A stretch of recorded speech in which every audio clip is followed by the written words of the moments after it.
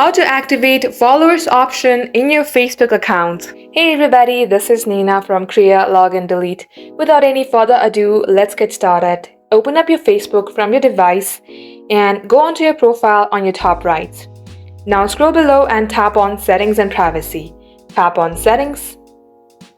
Under here, tap onto the search bar icon and type in Public Post. Once you do so, tap on Followers and Public Content.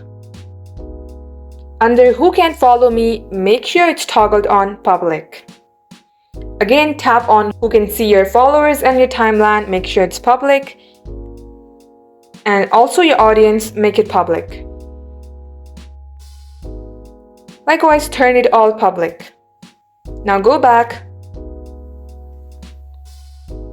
Then tap onto your profile and refresh your page.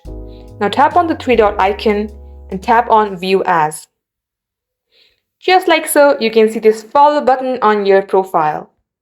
So that wraps up today's tutorial. Thank you all for watching and do like and subscribe to our channel to never miss an update from us.